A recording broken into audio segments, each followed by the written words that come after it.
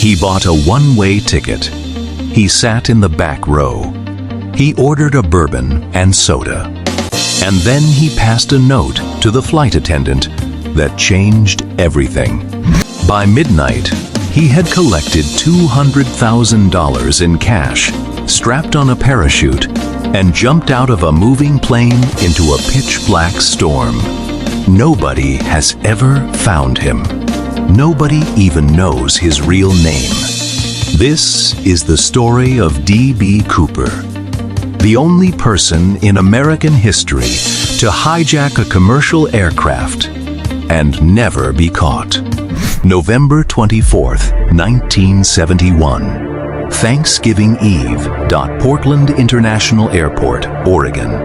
A man in his mid-40s buys a ticket under the name Dan Cooper. He is calm, well-dressed, dark suit, tie sunglasses. He looks like any other businessman traveling home for the holidays. He boards Northwest Orient Flight 305.36 passengers, a short one-hour flight to Seattle. Shortly after takeoff, he passes a folded note to flight attendant Florence Schaffner. She assumes it is a phone number. She slips it into her pocket without reading it. He leans over and says quietly, "Miss, you did better look at that note. I have a bomb." She opens it. The note states he has a bomb in his briefcase. He wants $200,000 in cash, 4 parachutes, and a fuel truck ready in Seattle.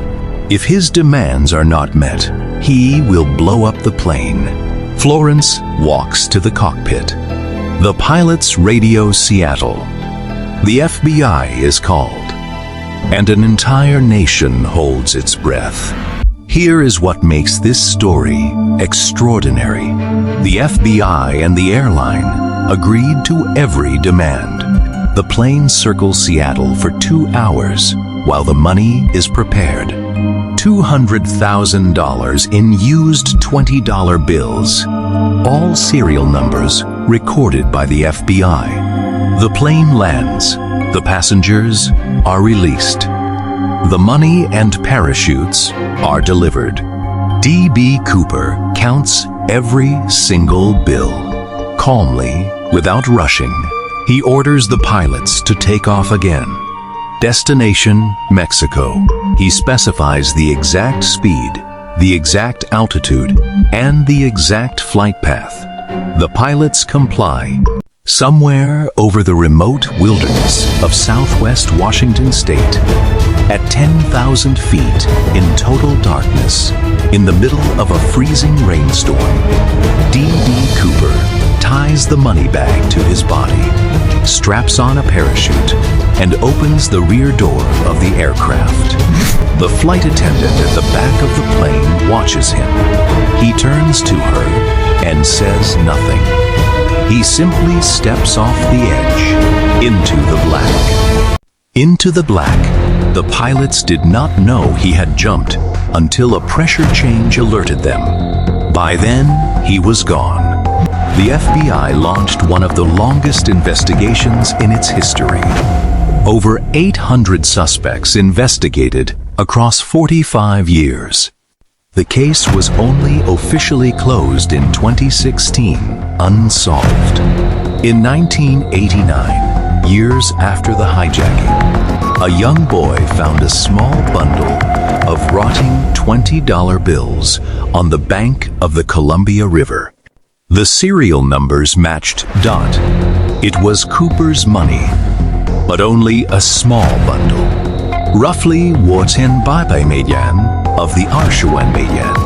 Where is the rest? How did it get to that riverbank? Did Cooper survive the jump? Did he spend the money? Did he die in that forest and the cash slowly wash downstream? Nobody knows. He had no name, no face on record, no fingerprints that matched anyone in the system.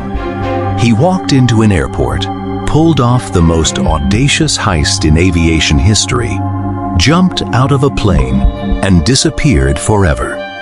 D.B. Cooper has never been identified. The case remains open, and somewhere out there, $194,000 of that ransom money is still missing. Do you think D.B. Cooper survived? Comment your theory. And follow for a brand new case every single week.